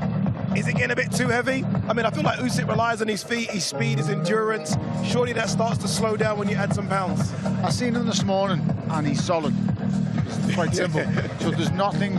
It's not like it's excess weight. I think he's gonna get in here tonight, and you'll see it's lean muscle that he's gained. And listen, it's not like he's gained this lean muscle overnight. It's gradually came on, and it's came on over a 2 or 3 year period, Addy, of going through, you know, while he's been with the heavyweight. So I'm interested. I'm intrigued tonight because for someone like Verhoeven, he's going to come in here with a style that, first of all, Oleksandr Usyk's never seen before. He'll come square on at certain times. He'll probably switch stances. The things that will offset Oleksandr Usyk but ultimately he will find that button and he will set traps and he will relay the mistakes to him. What I'm interested in, Alistair, you know Rico Verhoeven for quite some time. I've seen him now drop off punches to the head in a couple of fights that not so long ago. How do you feel that he's going to react and respond when he gets hit for the first time off a boxer? I think, to be honest, he'll cover up, because that's a little bit what the kickboxing reflex is. You cover up, which is not a good thing in boxing, right? The turtle shell that these guys tend to use is just hands up high, and I mean that can work in boxing, but with someone who's as precise as Oleksandr Usyk, that might be a problem. It can work against him. So, but it's for me interesting to see the adjustments he's going to make if he gets rocked, also from round to round, and see the development of the fight. One thing you've always said to me, Tony, when fighters want to continue, you said age will get them. Yes. Age will get them. Oleksandr Usyk's 39. He still looks very good, but ultimately 39 is 39. It's a young man's game. You tell me that as well.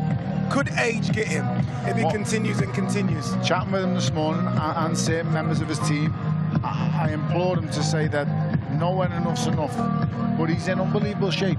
He's a consummate professional. We're not talking about a guy who's who's up and down with his weight in between fights. We're not talking about a guy who's partying like a maniac in between fights. This guy lives a diligent lifestyle. He's the perfect professional.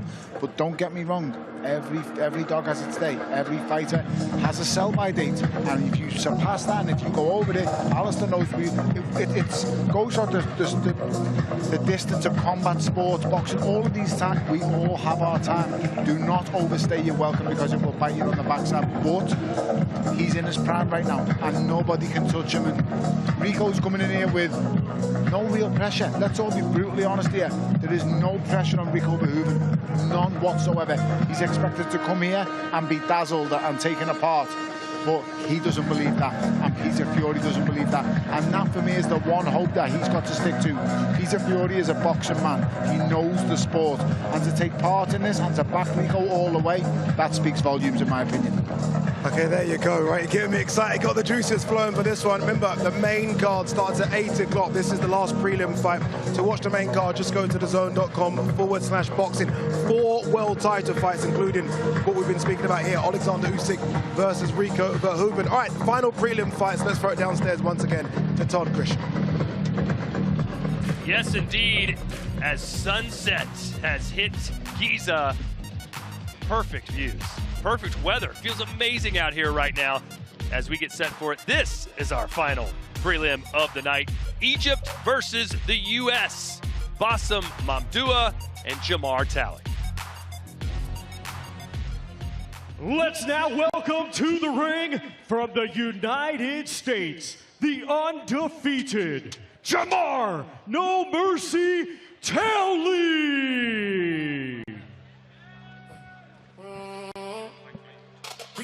Jamar Talley, 26 years old, 6'2", with a 74-inch reach, a good-looking cruiserweight. Yes, and with an 85% knockout ratio, incredible amateur pedigree. He has Bomac in his corner, and he's coming out to make a statement as well. And I watched tape of his opponent. His opponent you know what his opponent have to offer? Awkwardness. Like, you know what I mean? And for a fighter like Jamar, that could be easy to deal with. It could be tough, or it could be tough to deal with. We're going to see how he deal with it. You know, I believe the world is his oyster, especially tonight right here on this stage. He could really have it his way if we're going to see how he treats his opponent. Well, Talley is all about the knockout. In fact, according to BoxRec, Talley has a 4-second knockout on his record, but there's no footage anywhere. So we don't see it, but we got to believe it, I guess. Why would you make something like that up? Right, you wouldn't make it up. It is what it is. It's so outlandish that it's got to be true. Yes, yeah. I mean, the shot would have to land and the referee would have to wave it off before he hit the canvas. Right, it's so outlandish it have to be true. That's a good call, Ty. And now let's welcome to the ring from Egypt, Bassem the Black Tiger Mamdouh.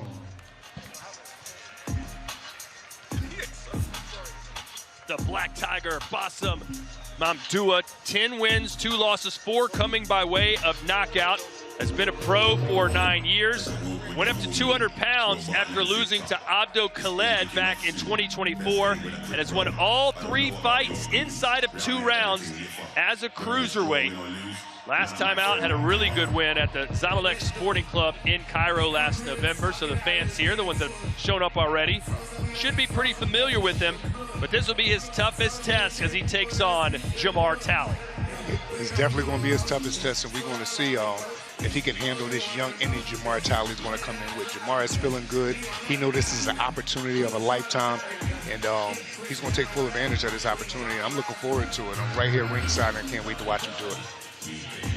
So far, Egypt is 2-0 on the night. Let's see if Mamdouh can make it a perfect 3-0.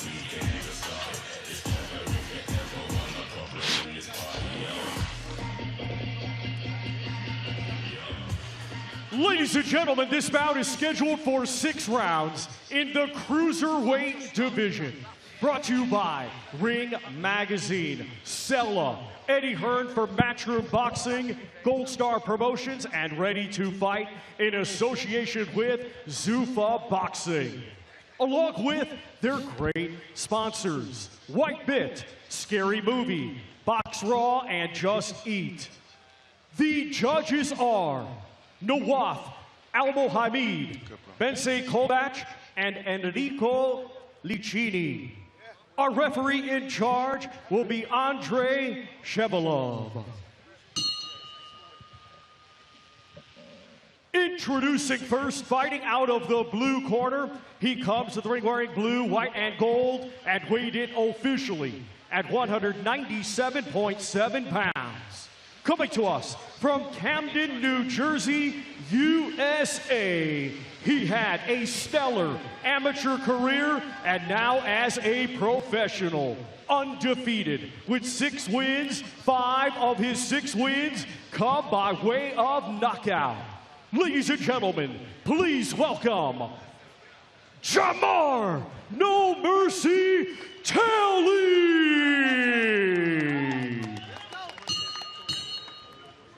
And his opponent across the ring, fighting out of the red corner. He comes to the ring wearing black trunks and weighed in officially at 192.8 pounds. Hailing from Menouphia, Egypt, he has a professional record of 10 wins, 2 defeats. 4 of his 10 wins come by way of knockout. Ladies and gentlemen, here is Possum, the Black Tiger Mamdouh.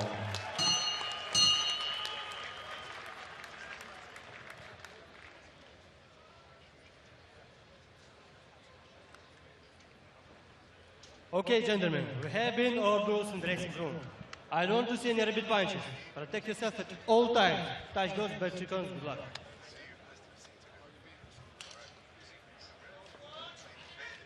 All right, so Bomac, one of the great trainers in the world today, most notably with Terrence Crawford, has also worked with Keyshawn Davis, Chris Eubank Jr., Amir Khan, Jamel Herring. The list goes on and on.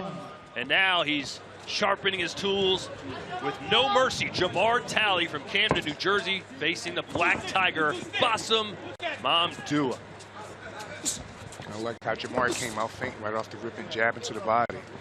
Usually when young fighters do that, or not even young fighters, he's thinking up even though he's going down, and usually it's vice versa. Has a great physique for the cruiserweight division as well. I love the feints.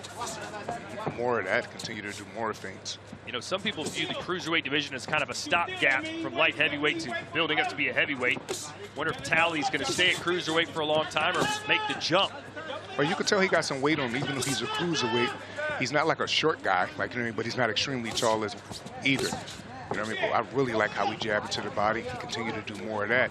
And the reason why he's jabbing to the body so much, Ty, is because eventually the right hand is going to come over the top. So he's basically setting it up. He's decoying down. He putting the attention of his offense down so his opponent could think down, so then he could eventually come up with the right hand or left hook. This one may not last long because Talley looks really sharp. Look at that nice little combination. And look how he hit him with a good shot, but look how Talley get back to his jab, Ty. He gets right back to his jab after his big shot slam from his offense. Look, he get back to his jab. He get back to his jab to the body, to the head.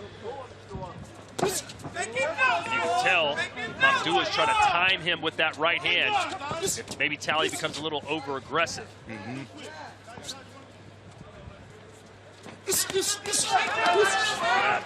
not sure this is going to make it out of the first round. One of those big power shots from No Mercy could be the end of Mamdouh. Good body shot by Tally. He did that off of the up jab. He's still jabbing down to the body. Even though he has had some good moments with his offense, he's not forgetting the real estate of jabbing to the body. Good left hook, right hand right there. Mamdouh is leaving that chin in the air, kind of stuck in no man's land. Still hopeful that overhand right lands with Tally's coming in. That's the only shot it seems that he's got. I love how Jamal Tally is staying dedicated to that jab to the chest, that jab to the body. He's not getting greedy, but he's keeping his opponent thinking. Now he's bringing the jab to the head. Now he's doing the jab from an up jab position, like from his hip. Always bouncing and moving as well. Good, he's working the free hand in there. Ty, whenever you see young fighters doing stuff like that, working a free hand during the clinch, that's them letting the ref know, I'm here to fight, I'm not here to hold. That's them letting the judges know, I'm here to fight, I'm not here to clinch. And it's just good signals, you know, to give off to not just the judges, but the crowd and the referee. Yeah, we saw earlier a referee took a point for holding right away, so these Egyptian referees not playing around. It was a good round for Jamar Tally right there. Stuck with his jab, put the jab everywhere, to the head, to the chest, to the torso. We're going to see him pick it up the next round.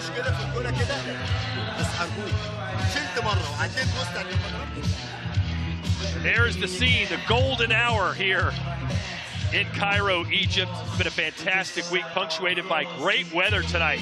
Thought it might be blistering hot. No. Nice little cool breeze coming through here. Some clouds blocking the sun. And we kicked the night off with this fight. Coming up next, Lapin versus Mendestani. Break this one down, Malik. Oh, it's a great fight. I did some work with Lapin in Dubai for Oleksandr Usyk when he was fighting Anthony Joshua in the second time. Lapin is a hard worker. He didn't have a good performance against Edmondson, but he came back after that a couple months ago and had a first-round knockout, and I think that was the best performance of his career. We're going to see if he could do the same thing tonight. Yeah, Daniel Lapin, a perfect 13-0, taking on Tani, who's 9-1. That'll be the first fight of our main card coming up at the top of the hour. Make sure to go to DAZN.com, purchase your pay-per-view today. There's a jab, right hand. Good stuff here from the American. You hear what Bomac is telling him. He's saying, take your time, even though you just landed some good offense, take your time.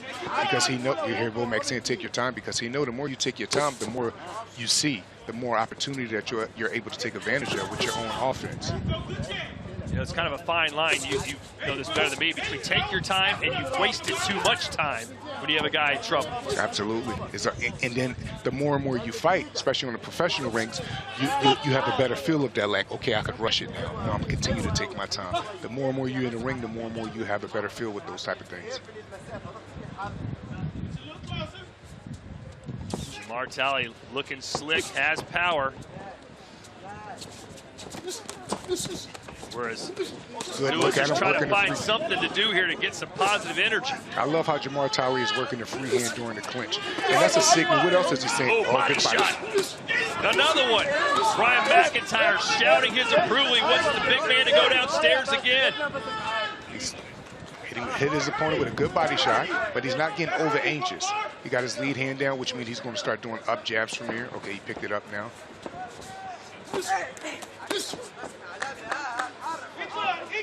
You can see the amateur pedigree in Jamar Tally too, because look how he's just taking his time when he got his opponent hurt. He's not in no rush. He's done this so many times. Oh boy, I don't think Mamdouh can take much more. Good body shot. He was investing down to that body the whole fight from round one.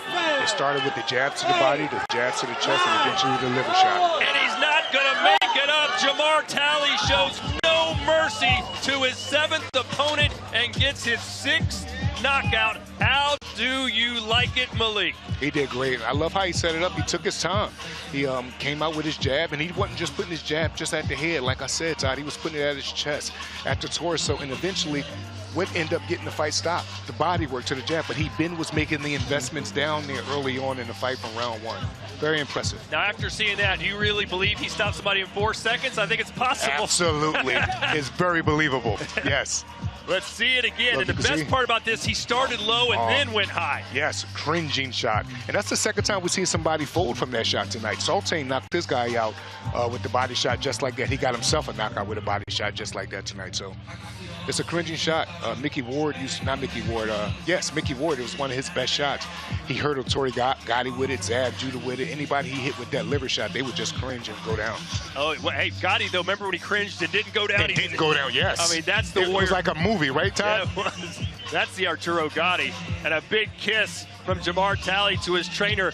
They make a pretty good partnership, you can tell already. Yes. What do you think the future looks like for this young man? Future is very bright for Talley right now. All he have to do is continue to listen to Bomac, stay dialed into training, stay focused, and continue to just do what he did tonight. Set things up the proper way behind that good jab. And you're very familiar with the cruiserweight division, of course, the trainer of Zurdo Ramirez. It's not that deep of a division. If he keeps improving, he can be a real factor pretty soon. Absolutely, and he's not too far from being a factor now. He's one of these guys that got under 10 fights, but I'm already impressed with him thus far. Don't forget, we have some mouth-watering clashes coming later tonight, including Jack Catterall versus Shakram Diasov in a showdown for the vacant WBA World Welterweight title. If you haven't already, purchase Glory in Giza now at DAZN.com/boxing. Well, Thomas Triber has the mic. Time for him to officially announce the winner.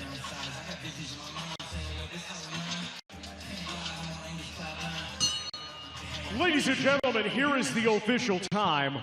1 minute 51 seconds of round number 2. Our referee, Andrei Shevelov, reaches the count of 10. Therefore, your winner by way of knockout and still undefeated, Jamar No Mercy Talley. All right, so what would your advice be right now to Jamar Talley as he tries to become a real contender? Continue to set all your knockouts and victories up the way you did tonight, behind those jabs, behind those feints. And what I was most impressed with the jab wasn't just in one place. He put it everywhere. And like I said, keep investing down to the body like he did from the beginning of the action.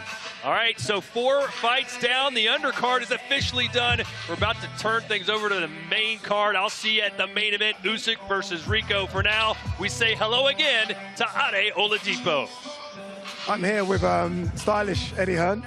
Glasses staying on, Eddie? No, definitely not. Listen, the sun's still out. I think glasses in the dark should be banned, and these will be off in about 5 minutes, so yeah. You've put on some spectacular shows under your time at Matchroom. I've done some fantastic ones with you. Maybe not as fantastic as this. I mean, with that backdrop, this is sensational. I mean, if you would have been here 48 hours ago, really, I actually cannot believe what I saw when I walked in. This place looked like there was absolutely no chance it was going to be ready for Saturday night. The team, Seller, Matchroom, shout out Frank Smith and all the guys. I mean, they've done an amazing job. This is beyond any comprehension, any expectation that boxing could ever imagine. I mean, you know, Times Square was pretty creative. Yeah. The garden at the Matchroom HQ was quite creative. That was up there, but let's be honest, with all due respect to Brentwood, it wasn't quite the Pyramids of Giza. So, you know, this is about pushing the boundaries. This is about showing the world how powerful the sport of boxing is. And when you saw those images yesterday of AJ and Canelo and Usyk and, you know, these Crawford and these great fighters here, people were very appreciative that this sport has brought everybody here, not just for the fans and those watching on DAZN, but me, you, and all these great fighters. This is something that we should really cherish. This is a sight to behold, and this is a moment in boxing history that I think will never be repeated. Yeah, Tony, boxing under His Excellency Turki Al-Sheikh is now pushing the boundaries, isn't it? As Eddie said, Times Square was pushing the boundary. That wasn't supposed to happen. You're not supposed to shut down Times Square, but this is taking it to another level. To say that we're going to have a boxing match in front of the Pyramids just kind of blows my mind, if I'm honest with you. Listen, he's changed the game. He's left his own fingerprints on it now, and as I come into a place like this is a scene that's fit for the king, and tonight we've got the king of the heavyweight division. So it's amazing. Am I shocked? No. But am I pleased to be here? Absolutely. We've had some crazy matchups over the years, right? And with those crazy matchups, we've seen some surprises. Tyson Fury versus Ngannou, that could have gone either way. This, though, would be seismic. I said to someone the other day, Eddie, and I don't know if you can echo it, I said, this wouldn't be the biggest upset in boxing. This would be spoken about as one of the biggest upsets in sport if Rico were to somehow chin Oleksandr Usyk tonight. Yeah, I mean, if you go back to Fury and Ngannou, that was a fight that could have gone either way. Yeah. I think maybe, you know, he was maybe hard done by, but also maybe hard done by the greatest boxing upset of all time. Yeah. Potentially beating Tyson Fury. It would have been. The thing is with Tyson Fury is, he's up and he's down, he's a temperamental guy. You don't know what you get in training camp for Tyson Fury against Francis Ngannou. You don't know what you get in the mindset of Tyson Fury in a Francis Ngannou fight. What you get from Oleksandr Usyk is the same every time. Greatness in preparation, greatness in training camp, and greatness in the ring. The consistency that he has makes it very difficult for even the great heavyweights to beat him, let alone a guy that happens to be one of the greatest of his own disciplines, stepping up. I mean, this is not just a guy stepping up to fight a world-class boxer or even the best in his division. This is a guy stepping up to fight the pound-for-pound #1 of the sport. And, you know, it's the only division, really, that can throw up these kind of seismic shocks because of the size and the power of the man in Rico. And by the way, he's a brave man, he's a proud man, he's a strong man, but that doesn't, for me, really elevate you to the class of Oleksandr Usyk. But that's the only reason he has a chance. Yeah. Is because of this weight division. Because if you're talking about welterweights or middleweights, so for you, he has a chance. And not just a punch. Is it, a punch he has a chance. Okay. There is no two ways about it. If he catches you clean on the chin at that weight, he's going to hit you. And he's going to jump all over you. So make no mistake, I'm not saying he's going to win, because I think that would be crazy. It wouldn't just be the greatest shock in boxing, it would be the greatest shock in all of combat sports history. If he was to win here today, it would be possibly the greatest achievement in all of sport. You've got to put this into context. He's facing the undisputed, unified heavyweight champion in basically his second professional boxing match. And it's really his first professional boxing match. He's bypassed every single level, and he's going in with the king of the heavyweight division. But he's shown he's capable of what he's done in his own sport. So he's got to punch his chance without a shadow of a doubt. When did Oleksandr Usyk start surprising you? Like, we all knew he was good, and you would have followed him from the amateurs. When did you know he was, like, generationally good? Well, he thought he'd beat me. Well, so, you know. No, I mean, I told you I thought you could win, but, you know. What you really No, he didn't. No, I did. You know, I actually... Look, he's one, like, we've been up against him time and time again. It's like, you know the quality, you know the amateur pedigree, you know the hundreds of amateur fights. The fact that he was going to every cruiserweight champion's backyard to dethrone them. I mean, the World Boxing Super Series was the first time, really, we started to see the true quality of Usyk. But you always think, because it doesn't, you know, it's the subtleties of Oleksandr Usyk. He's not this guy that just goes in there and destroys people. And you always hope that there's a way. So, like, for example, when Tony beat him, we felt, bring him to Manchester, you know, maybe in the madness of the arena and the UK, and Tony's on a run and blah, blah, blah, we can do it. And listen, by the way, not just saying it because he's here. He had a go. We were ahead. Yeah. You know, and what he did was Usyk done what Usyk does. And then when he moves up to heavyweight, we put him in with Chisora, and it's like, he's too small for heavyweight. Del, all you've got to do is start like a train. And to be fair, Chisora gave him one of his best heavyweight fights. I mean, he really did start like a train. Then he fights AJ, and he's like, you're too big for him, you punch too hard for him, he doesn't like it to the body, you just got to step on him. You know, gets well beaten in the first fight. The second fight, you weren't aggressive enough. Be more aggressive. He beats more aggressive, and after 9 rounds, we think we might win this fight, and then I see one of the best championship performances I've ever seen over 10, 11, 12, particularly from a heavyweight in that fight. And then he fights Dubois, then he fights Fury. I don't know the code to beat this man. The Fury one's the one. Yeah, but I think that to unlock and crack the code, and I think the only way you crack the code is through time. You know, and yes, and sooner or later, it's just gonna, you know. But you're talking about a guy that lives a life like, you know, watching him in training camp with AJ and having the pleasure of going over to see it. It's like physically, everything that he does is on another level to everybody else. Mentally, he's stronger than anybody in the game. Ability, he has more than any fighter in the sport. And spiritually, puts him on another kind of stratosphere. It's a weird combination where it's like, I'm sitting in there, you know, AJ's training, and he goes over to this wall. It's like a shrine, and he's got stuff from his kids. He's got, you know, religious crucifixes. He's got pictures, and he's standing there before the session for like 5 minutes, just looking at this wall with his hands out like this. And I'm like, this guy's on another. It's his mentality. Listen, he's the ultimate and diligent professional. I spoke to him this morning. Did you know that before you fought him? Yeah, I knew exactly what it was. I sparred with him as an amateur. I went to Klitschko Cup in Ukraine, and I couldn't box, unfortunately. My granddad passed away, I had to come home early. But I knew exactly what he was. I just thought, I can catch him, and my plan was to draw his lead for the first 6 rounds, and in the second half of the fight, I'm going to start going for the knockout. Unfortunately for me, I was exhausted come the second half of the fight, and didn't know where it was, but you've got to understand, he made me exhausted. But talking about how good he is and what he does well, he's a diligent professional, and I said it this morning when I spoke to him and his team, I said the only thing that beats Oleksandr Usyk is Oleksandr Usyk. And I say this, and what I mean by that is it's time, and it's your want to do it anymore. Maybe no, fighting for it'll the wrong never be the reasons, want to do, because he'll walk away. Because fighters only carry on when in that position, what you're talking about, through financial instability. That's why fighters carry on. He's never going to have that problem. No, but he's ticked every box.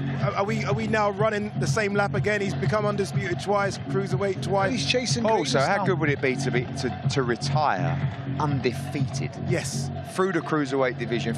Now we step up. We start talking about Ajit Kabir. I mean, you know, the whispers around the hotels this week is there may be some kind of announcement. You know, if he's successful tonight, that's a tough fight, especially going into a stadium in Germany. But you've got to ask it, does that light the fire in your belly if you're Oleksandr Usyk? And I think probably the answer is yes, to be honest. I think it gets him closer to home, and I think that's getting closer to home and finishing his career. I think he'd like to finish his career maybe even at home, if that's possible. But I think Germany might be the closest he gets to getting back home. But he's a generational talent. I just admire him and enjoy him while he's here, because I genuinely don't believe he'll be here much longer. You're witnessing a great. Quick word on Rico Verhoeven. You've been with him all week. He's such a gentleman. He's a nice guy. He's 37. I almost wish he started this a bit earlier. But do you think, even if he loses, but he loses gallantly and he puts in a really good performance, does he stay around, do you think, in boxing? I don't think so. I mean, I think that what this has done is raised his profile. I mean, we see this is a pay-per-view on DAZN around the world. You see the numbers coming in. I mean, this is going to do record numbers in Holland tonight, you know, because he's a superstar there. And for them, this is like one of the biggest moments for one of the top sports stars across sport. So, I don't know, look, the guy's a pure gentleman. I mean, he was on the red carpet for 2 hours. He's gone above and beyond.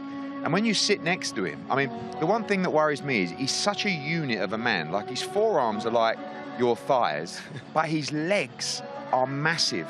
And that I feel like that's going to be a big problem for him tonight, because the calves are like this, and it looks but Tony, it looks. I look at those legs and I think, look at us you could be guys' stuck. legs. Yeah, I mean, obviously he hasn't got legs like ours, but you know, but this is a guy that could get stuck in quicksand against Oleksandr Usyk, and you know how Usyk drains fighters. Those legs are going to fill up with lactic acid. I don't think this fight goes 4 rounds. It's how he dictates the range, Oleksandr Usyk, that makes him great. He dictates the range without you even knowing what he's doing. The thing that I'm surprised about tonight is with Rico Verhoeven is he moves quite well. Kickboxers do, the light on the feet, they bounce and move around. I think he'll take Oleksandr Usyk by surprise in the first 1 or 2 rounds. They're switching the stances, they're coming in square on, they're rushing him from multiple combinations. But once he's downloaded what you've done, and once you start falling for the traps that he sets, and believe you me, he sets traps very intelligently. You know, he'll hit the body to see which way you block. He'll tap you with the left hand down the side, which there's no power in it, but he wants to see how you block it. Which way do you slide when he throws a jab at you? All these little things he's downloading, and he's going to do it with Rico tonight. And Rico will have never been in with someone with the mindset of him. I don't care who he's faced or in what discipline he's been in. You have not come across a mindset like this man's. It's unstoppable. So, buckle in. It's going to be an exciting ride. When this bell goes tonight, it's going to be exciting. I hope Rico just lets them fly. Just go for it. Let them fly. Just go for it. Run over, it's easy to say that, run over there and just kick his backside. Go on. And good luck, mate. See ya. Quick word before you go. AJ in the Usyk camp, but I've seen AJ in the hotel. He looks fresh. Yeah. He looks like he's ready to go. He wants to fight now. I mean, I said I've never seen him look like this before, but someone did remind me I've said that several times. So I think all the things that I mentioned about what Usyk does in training camp, this is the first time I've actually heard AJ talk into the future. Like normally he would say, I've just got Prenger on July 25th. Even though he's signed to fight Tyson Fury after that, he's now saying, I've got Prenger, then I've got Fury, then I must fight for the World Championship. I want to be undisputed in 2027. That's very unlike him to say that. And what that tells me is that he's in a place where he knows exactly what he wants to do. He's got a plan. Yeah, and I think for the first time, sometimes AJ can be the guy that second guesses himself a little bit. And, you know, after the press conference yesterday, on Thursday, I went up to Oleksandr Usyk. I said, I just want to thank you for, you know, for everything you've done for AJ. And he's like, he speaks with so much emotion. He said, Eddie, he is getting there. He is going to do it. You must tell him every day. You can. I tell him every day. Where's this come from? It's just like, why is that? Tony knows AJ, probably one of the nicest blokes you could ever meet, right? And for what he's achieved, his status, his wealth, like he goes in there, he turns up in Valencia basically on his own, right? And sort of turns up and says, guys, I'm here. Yeah. And Usyk has gone, I don't think Usyk can quite believe that AJ's just got on a flight, pitched over to Valencia and basically never gone home. And he's like, they've just gelled. And I said to, you know, I always argue with Froch, and he's like, you know, why is AJ doing this? I said, do you understand how bad this guy wants it? Like, he's training harder now than he did when he had nothing. You know, even before he won Olympic gold, he's on, like, he wants this so bad, and especially with everything that's happened to him, he's coming with a new energy. And, you know, he said to me last night, I really want to hurt this guy, Prenger. You know, he says nothing against him, but like, I feel it in my hands now, the power that I have, and I know that I can just take people out with one shot. And like, I've just never heard him talk like this before. We've got to keep that energy, we've got to keep that positivity. We've got to, as Oleksandr said, keep drumming that into him every day. Make him be a believer in himself, because he can do it. But the focus is not even Prenger, the focus is not even Fury. Honestly, the focus is undisputed, and that was always the original goal. But it feels like the momentum that he has in that camp, I can't wait to see him July 25th. I can't wait as well. That one, as Eddie said, July 25th, part of DAZN Ultimate. Make sure you get DAZN Ultimate. That fight, plus 2 more special fights as well. I can't look at you because my Barney's turning into it. I've lost it enough for the last 15 years. Oh, yeah. That concludes the prelims portion of the ring, Glory in Giza. If you haven't already purchased, the only way to watch it is buy now at DAZN.com. Or if you want to guarantee a front row seat to all the best fights, it's time to get Ultimate, which will ensure that you see everything that happened tonight, as well as Tommy Fury facing Eddie Hall June 13th and Xander Zayas against Boots Ennis June 27th. And, as we've been talking about, the return of AJ on July 25th.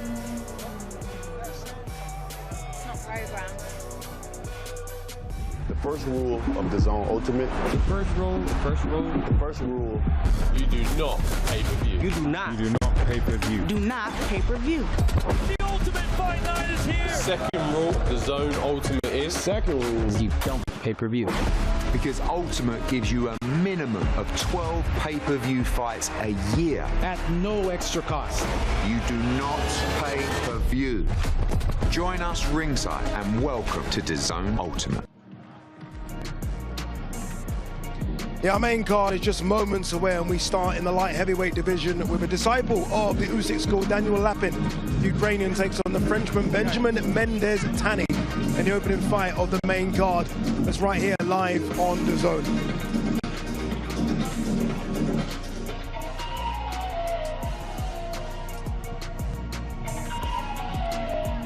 To our viewers watching, free-to-air time is running out to buy the pay-per-view. In a few minutes, we are going to be encrypted, meaning the only way to watch the ring Glory in Giza is by purchasing this event at DAZN.com/boxing.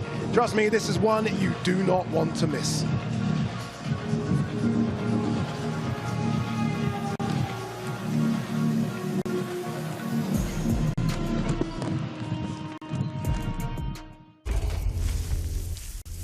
In a world of rules, one fight breaks them all. This is going to be an absolute spectacle. 2 champions. You've got the king of heavyweight boxing. 3-time undisputed champion. Against the king of heavyweight kickboxing. What an opportunity to upset the world. 2 disciplines. This is something completely different. 1 question. Pound for pound king of boxing against the pound for pound king of kickboxing. Who will be champion of champions? Undisputed versus undisputed. Usyk. The genius of modern boxing. Verhoeven. He's coming to win. He believes he can win. As the sun sets on the pyramids in Egypt.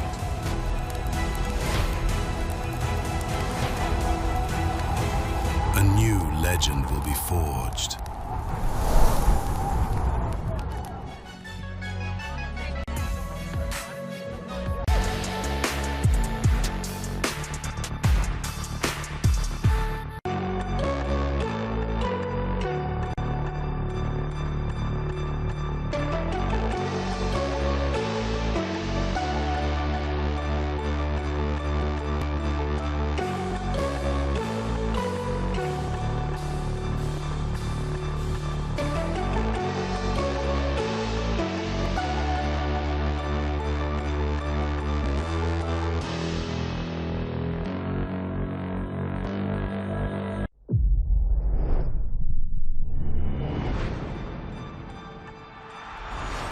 Don't miss the biggest nights in MMA. We are now set for